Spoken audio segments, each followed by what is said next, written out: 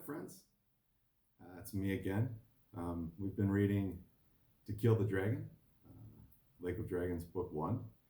Last time we finished Chapter 5, learned a little bit about the dwarfs. Bindar got himself in a bit of a scrape. Chapter 6 picks up there.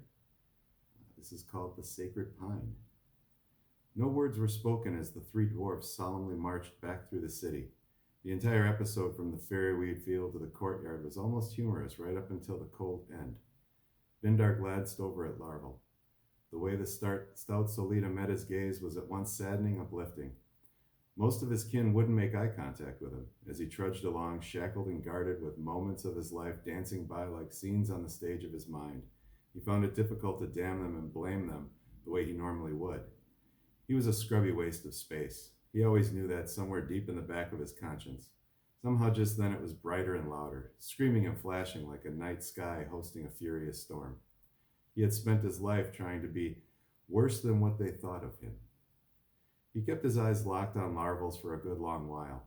They had never been friends, and, truthfully, they probably weren't just then either. Even still, there was warmth, sadness, and honest caring in Larval's gaze. Watching a dwarf get hung upon the sacred pine, the symbol of dwarf heritage, was like stabbing your mother. It would be tough to find a Solita who didn't hate the practice as much, if not more, than any other dwarf. Bindar knew the concern on Larval's face was probably more for the stain the act of hanging a brother from the great tree to die would have on his soul than any newfound love for him, but he'd keep it nonetheless. It would probably be the closest thing to comfort he'd have to take with him to the lake. When Bindar finally did shift his gaze away from Larval's, he looked over at Arvin. Again, the customary scowl that would adorn the face of a fellow dwarf when they cast a brief glance full of judgment at him before looking away in disgust just as quickly was absent. It looked as if he wanted to say something, perhaps offer some words of encouragement. Nothing came, though. Even still, Bindar found some solace in the concern painted across Arvin's face. The pace of the group slowed as they progressed past all the same shops and nosy people they had passed on the way into the city. Bindar was barely aware that all the sniggers and quiet, damning comments that greeted him on his way into the city were missing on his slow march to the sacred pine. He glanced at some of the faces. There wasn't a scowl or sour look among them. He even found a few eyes failing to keep all of their water in them. Bindar's world spun slowly around him like he'd had a bit too much ale to drink. Death had never seemed like a real thing to him. Now it did. As he marched slowly toward his doom, death became a thick and heavy thing perching upon his shoulders. No slick comment or adolescent gesture could stop it, and no amount of begging or pleading would change his fate. He was going to die. He would take his last breath while strapped to the sacred pine.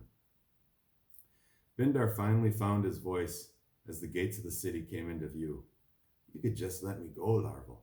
For the first time in his life, the little bit of sweetness in his voice was sincere. "I be wishing I could, Bindar," Larval began. "Ye be knowing as well as Am would be crushing both me and Arvin's heads if I'd be doing something so foolish." "Damn it," Arvin sighed. "Why'd you have to be pushing him so?" Bindar didn't answer. He'd never been very good at holding his tongue. Of course, the stakes had never been quite so high. The sacred pine stretched toward the sky. It was the biggest on the mountain, reaching almost 400 feet into the air. It was 60 feet in diameter at the base. Chains hung from it. Bindar couldn't bring himself to look at it for more than a few moments. Larval and Arvin would bind him to the tree with those chains, and he would hang there until he died. By the time he finally did, it would be a relief. Bindar offered no resistance as Larval and Arvin fastened cuffs to his wrists and ankles. Once the cuffs were secure, Larval stayed with Bindar as Arvin walked around to the back of the tree.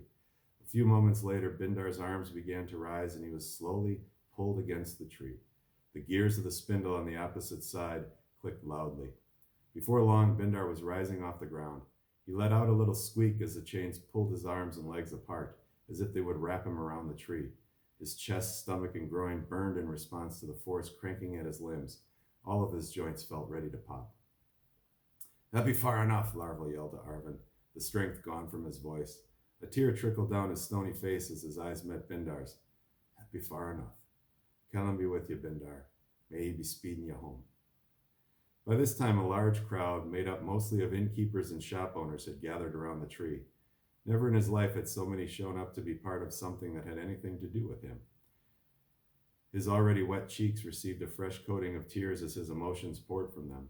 One of the priests from the temple was among the crowd. Larval bowed his head to pray. Arvin moved back around the tree, stood next to Larval, and followed suit. The rest of the crowd did the same, and the priest led them in prayer. O mighty Callum, maker of all things, O all-powerful God of gods, hear us as we offer up praise in your name. Take our brother Bindar, and forgive his foolish ways. Soften your heart to him and bring him home. O great and mighty Callum, let this torture he must endure on this tree serve as his penance, and let him walk through the gates of the house you provided for us in the life after this.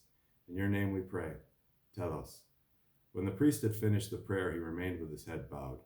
The crowd mumbled in response, Telos, which simply meant end. All prayers to Callum end in that way. Most of the crowd began to slip away here and there, back to the shops. There were no stones thrown and no insults either. There were times when the tree was a fitting punishment. Bindar's shenanigans didn't amount to one of those times. Judging by the looks on the faces in the crowd, it seemed to Bindar, at least most agreed. Had no patience for dwarves anymore, and there was no distinction about the severity of some crimes over others. Every transgression was treated the same.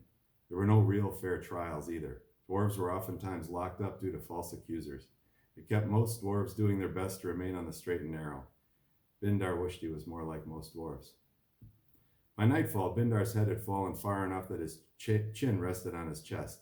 His tongue slipped out of his mouth and dragged across dry lips, already cracked from the day's blazing sun. If only he could have a few drops of water, something to sprinkle on the burn. His gut ached from hunger, and his head was beginning to throb. A soft, low moaning slipped by those cracked lips. He was barely aware of the sound and hadn't the energy to try stopping it. By this time, the original crowd was all gone, save Larval and Arvin. They had to stay and guard their prisoner. Bindar knew this, but based on the gentle way they had dealt with him since had passed his judgment, he hoped they would have stayed anyway. It seemed likely. Both of them had fallen to quiet mumbling. He couldn't hear most of what they said, but the things that stood out sounded dangerously like damning words against their king. The sun had just dipped below the horizon when 2 guards came to relieve Larval and Arvin's post. It was a great effort to raise his head at the commotion, but it was worth it when he saw Larval send them away. He even managed a weak smile. There was at least one dwarf who cared enough for him to stay until his journey was completely finished.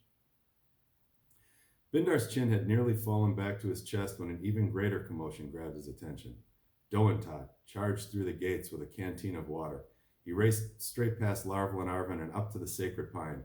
Neither of the guards attempted to subdue him. Instead, they simply watched him tend to his friend. It almost felt like a dream as Doentot dumped water on his hand and splashed it all over Bindar's face. His tongue darted out of his mouth, desperately trying to sop up some of the moisture. Then the mouth of the canteen was at his lips, and Doentot was helping him tilt his head back to drink. Stupid oaf, Doentot scolded as Bindar drank. I'd be sorry I left you alone this morning. Be wishing I could be taking it all back.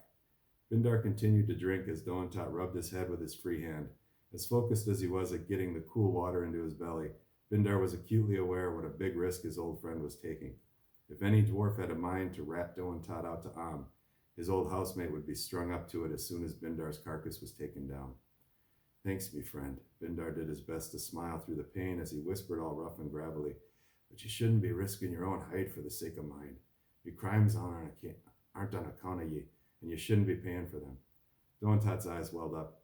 You can be shutting your gob with that nonsense. This be all my fault, and I ain't leaving your side. I'm be damned. Doentot wrapped his arms around Bindar, buried his head into his chest, and wept. Bindar leaned his head down until it was resting atop Doentot's, and he wept too. Before long, Larval and Arvin were wrapped up in the mess, sobbing along with them. Sadly for Bindar, it was the most love anyone had ever shown him, and it would be the last thing he would ever know. All right, this was a quick one. I hope you enjoyed it. It's kind of a sad one. But yeah, that's it. It's chapter 6, The Sacred Pine. Have a great day. Stay safe. Happy reading.